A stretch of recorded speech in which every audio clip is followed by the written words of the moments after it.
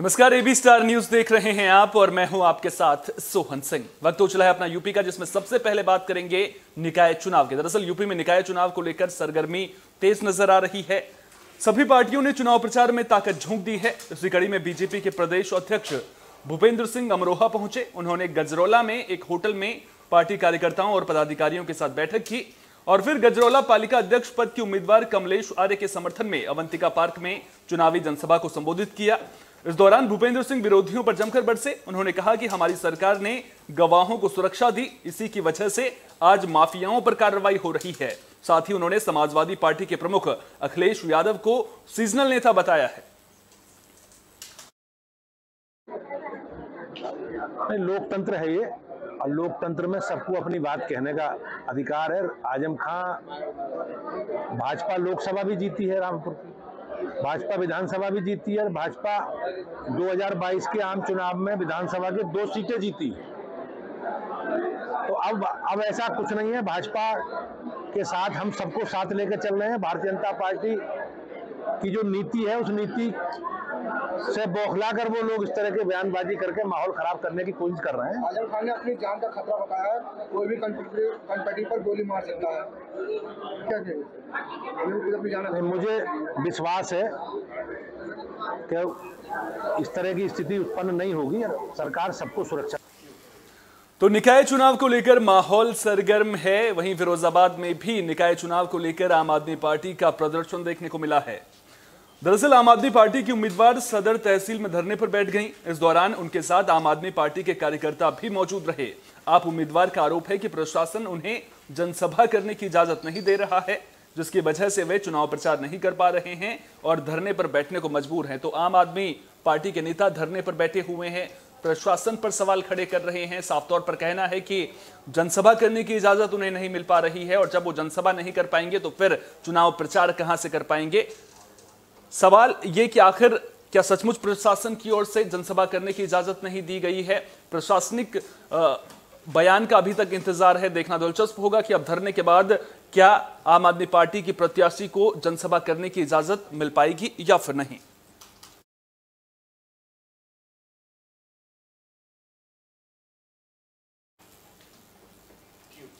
मुजफ्फरनगर में निकाय चुनाव को लेकर प्रशासन अलर्ट नजर आ रहा है। प्रशासन ने यहां पर करीब 6 लाख कीमत की शराब के साथ आरोपी को गिरफ्तार किया है।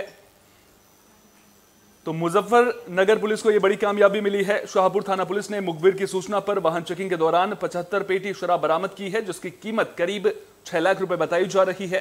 पुलिस ने बसी नहर की पुलिया के पास से अवैध शराब के साथ एक आरोपी को भी गिरफ्तार किया है। गिरफ्तार आरोपी दीपक हरियाणा के रोहतक का रहने वाला है, जिससे पुलिस की टीम पूछताछ कर रही है। ये विगत दिनों से निकाय चुनाव जो होने उसमें आचार संहिता लगी हुई है। इसकी वजह से चाक चौबंद व्यवस्था है। चारों तरफ बॉर्डरों पे एसएसटी टीम और सब सचल दस्ते लगे हुए हैं, जो गाड़ियों की निगरानी और अवैध शस्त्र अवैध शराब पे निगरानी बनाए हुए हैं। इसी में एक सूचना प्राप्त हुई एसओ शाहपुर को, श्री विनय शर्मा को, जिसपे उन्होंने अपनी टीम के द्वारा कल 29 तारीख को रात्रि करीब 9:30 बजे बसी नहर की पुलिया के पास एक छोटा हाथी में करीब 75 पेटी हरियाणा मार्क की शराब, अंग्रेजी शराब बरामद की है। हमीरपुर में पुलिस को बड़ी कामयाबी मिली है। पुलिस ने अवैध असलहा फैक्ट्री का खुलासा कर दिया है। मौके से 5 आरोपियों को गिरफ्तार किया गया है, जिनके कब्जे से 19 असलहे, अधबने असलहे और असलहे बनाने का साजो सामान भी जब्त कर लिया गया है। मुखबिर से मिली सूचना पर पुलिस की टीम ने राठ गोतवाली इलाके के गोहानी गांव के पास एक खेत में छापेमारी की थी, जहां 5 लोग अवैध असलहा फैक्ट्री चला रहे थे। जानकारी के मुताबिक ये लोग ऑन डिमांड असलहा बनाने का कारोबार करते थे। पकड़े गए 2 आरोपियों को असलहे का डिजाइन बनाने में महारत हासिल है। पुलिस ने जब घेराबंदी करते हुए दबिश दी, उसी दौरान असलहा फैक्ट्री संचालित करने वाला सरगना फरार हो गया था। पुलिस की टीम फरार आरोपी की तलाश कर रही है।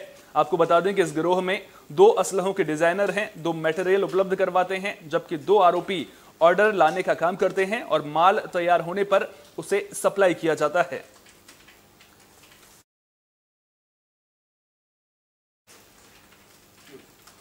फिरोजाबाद में पूर्व सैनिकों का प्रदर्शन देखने को मिल रहा है। 1 रैंक 1 पेंशन की मांग को लेकर पूर्व सैनिक प्रदर्शन कर रहे हैं।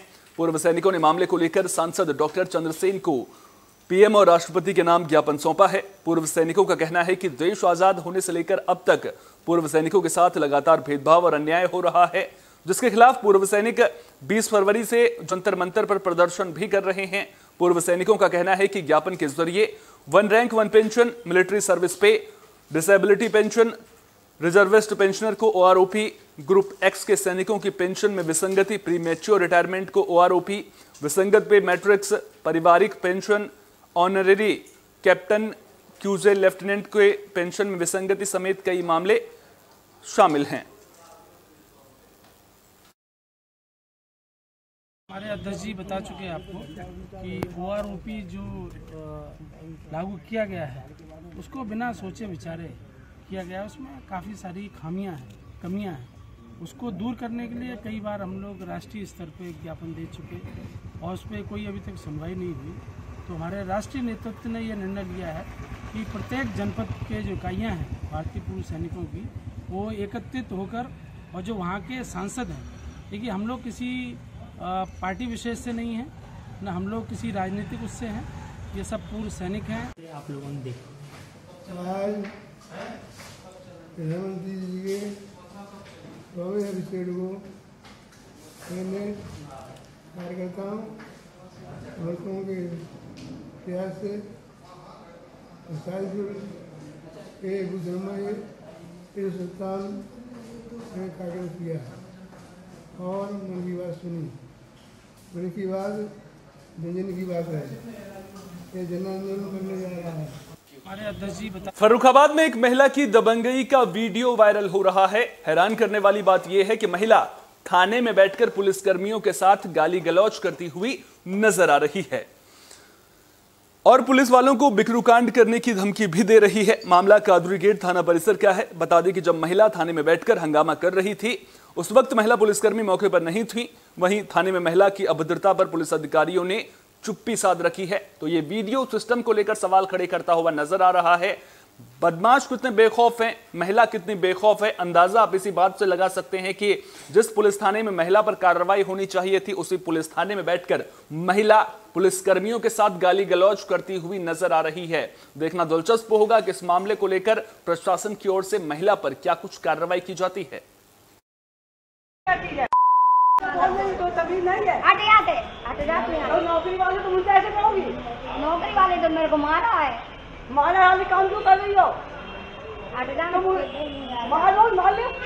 तुम्हारी बहन नहीं निकलने आती। मैं नहीं हूँ, जा तो बैठी है यहाँ पर, बैठी रहो। घर कौन सा अच्छा है? मेरे तुम्हारे घर नहीं अच्छा है, तुम्हारे लिए अच्छा क्या चीज है? कितनी रातें रंगीन करनी है, आज तो कर ले, कल के बाद रातें रंगीन नहीं। सिद्धार्थनगर पुलिस को बड़ी कामयाबी मिली है। गैंगरेप के बाद युवती की पिटाई करने के मामले में पुलिस ने 2 आरोपियों को गिरफ्तार कर लिया है। जानकारी के मुताबिक युवती के जीजा समेत 2 लोगों ने दुष्कर्म की वारदात को अंजाम दिया था और विरोध करने पर युवती की लात घूंसों से पिटाई कर दी थी। जब युवकों को लगा कि युवती की मौत हो गई है तो दोनों मौके से फरार हो गए थे। पुलिस ने दोनों आरोपियों को मंझरिया चौराहे से गिरफ्तार कर लिया है। दरअसल पुलिस को एक युवती गांव के बाहर बाग में अचेत अवस्था में मिली थी और उसके कपड़े भी अस्त व्यस्त थे। गंभीर हालत में युवती को इलाज के लिए अस्पताल पहुंचाने के साथ ही पुलिस ने मुकदमा भी दर्ज कर जांच शुरू कर दी थी। पूछताछ में आरोपी ने बताया कि उसने अपनी साली को मिलने के लिए गांव के बाहर बुलाया था। वो रात में खेत में मिलने भोजन लेकर आई थी। तभी आरोपी ने अपनी साली के साथ संबंध बनाने की कोशिश की। इसी दौरान मौके पर युवती के गांव का जीशान भी मौजूद था। जब युवती ने दोनों का विरोध किया तो आरोपियों ने युवती के साथ गैंगरेप करके उसकी बेरहमी से पिटाई कर दी और युवती को मृत समझकर मौके से फरार हो गए। बता दें कि फिलहाल युवती का इलाज गोरखपुर मेडिकल कॉलेज के आईसीयू में चल रहा है। कल सुबह 6 बजे लगभग थाना क्षेत्रांतर्गत चिलिया से एक सूचना प्राप्त हुई थी कि एक युवती बेहोशी की हालत में अपने गांव के बाहर अर्धनग्न अवस्था में है। इस सूचना पर तत्काल पुलिस मौके पर पहुंच के युवती को हॉस्पिटल ले गई, जहां से उसे बीआरडी मेडिकल कॉलेज गोरखपुर के लिए रेफ़र कर दिया गया, जहां पे युवती का भी इलाज चल रहा है। घटनास्थल का निरीक्षण किया गया। निरीक्षण से ये स्पष्ट था कि ये प्रथम दृष्टया सेक्सुअल असॉल्ट का केस है। इसमें युवती के साथ कुछ अनहोनी। मथुरा जंक्शन रेलवे स्टेशन के पास एक युवती का शव मिलने से हड़कंप मच गया। आशंका जताई जा रही है कि गैंगरेप के बाद हत्या करके शव को फेंका गया है। मामले की जानकारी मिलने पर पुलिस की टीम मौके पर पहुंची। इसके अलावा रेलवे अधिकारी और जीआरपी पुलिस भी मौके पर पहुंच गई थी। हत्यारों की गिरफ्तारी के लिए डॉग स्क्वाड और फॉरेंसिक टीम को भी बुलाया गया था। पुलिस के मुताबिक युवती का शव 2 से 3 दिन पुराना है। फिलहाल पुलिस युवती की शिनाख्त करने में जुट गई है। घटना के खुलासे के लिए कई टीमें भी बनाई गई हैं। थाना कोतवाली क्षेत्र में धौलीप्याऊ चौकी के अंतर्गत रेलवे स्टेशन के पास एक रेलवे का नलकूप का पुराना कंपाउंड है, अबेंडन हुआ प्रतीत होता है। उसके एक अबेंडन कमरे में एक लगभग 17-18 साल की युवती का शव यहां मिला है। प्राप्त जानकारी पर सभी टीमें यहां पे उपस्थित हैं, फॉरेंसिक टीम, डॉग स्क्वाड की टीम। सर्वप्रथम अभी आइडेंटिफिकेशन का प्रयास किया जा रहा है और साथ ही साथ आइडेंटिफिकेशन, पंचायतनामा, पोस्टमार्टम की कार्रवाई करते हुए मृत्यु का कारण पता किया जाएगा एंड अकॉर्डिंगली आगे की विधिक कार्रवाई इसमें सुनिश्चित की जाएगी। शामली में पुलिस को बड़ी कामयाबी मिली है। पुलिस ने 25 अप्रैल को हुई चोरी की गुत्थी का खुलासा कर दिया है। वारदात को अंजाम देने वाले 2 आरोपी और एक सुनार को भी गिरफ्तार किया गया है। आरोपियों के पास से करीब 586 ग्राम सोने के आभूषण और नकदी बरामद की गई है। बता दें कि सदर कोतवाली इलाके की कमला कॉलोनी में 25 अप्रैल को एक घर में चोरी का मामला सामने आया था। चोरों ने घर से 50 तोला सोना, 2 डायमंड की अंगूठी और 1,85,000 रुपए की चोरी की वारदात को अंजाम दिया था। अब पुलिस ने चोरी की वारदात का खुलासा करते हुए आरोपियों को गिरफ्तार कर लिया है। शामली जनपद के कोतवाली थाना अंतर्गत एक कमला नगर कॉलोनी में ये 25 अप्रैल 2023 को चोरी की घटना हुई थी। जो पीड़ित पक्ष द्वारा तहरीर दी गई थी उसके आधार पर ये काफ़ी बड़ी चोरी थी। लगभग 50 तोला के आसपास उनका आभूषण गया था। 2 डायमंड की रिंग जाने की भी बात बताई गई थी और 1,85,000 रुपये कैश। इस तहरीर के आधार पर कोतवाली अंतर्गत उचित धाराओं में अभियोग का पंजीकरण कराया। बुलेटिन के आखिर में बात फर्रुखाबाद की, जहां शॉर्ट सर्किट से घर में आग लगने का मामला सामने आया है। इस हादसे में एक बच्ची बुरी तरह से झुलस गई, जिसे इलाज के लिए जिला अस्पताल लोहिया में भर्ती कर दिया गया है। मामला कादरी गेट थाना इलाके के पुराना पांचौल घाट का है। बता दें कि आग लगने से घर में रखी 80,000 नकदी समेत सारा सामान जलकर राख हो गया है। करीब 2 लाख के नुकसान की संभावना जताई जा रही है। रात 12:30 बजे करीबन अचानक से आग लगी। हमारे छोटे भाई की बहू निकली बाहर, चिल्ला के कहीं 32 आग लग गई। फिर हमने केबल लेवल काटी, वो भागे आई, लड़की अंदर रह गई। फिर पानी आने लगा। क्या नाम है? लड़की का नाम है गौरी। तो लगभग कितने का नुकसान हो गया? लगभग 70 से 80 हज़ार रुपये नगद थे। कूलर आता, LCD थी, कपड़े थे और कागज वगैरह हैं, बीमा वगैरह के और बैंक वगैरह कागज आगज है, सभी कागज आगज। कम से कम नुकसान हुआ 1.5 से 2 लाख करीब। 1.5 से 2 लाख रुपए। कुछ जेवर भी हमने देखा, कटोरी। हाँ, सब कुछ जल। यूपी की खबरों में फिलहाल के लिए इतना ही। देश दुनिया की तमाम अहम खबरों के लिए बने रहिए AB स्टार न्यूज के साथ। फिलहाल दीजिए इजाजत। नमस्कार।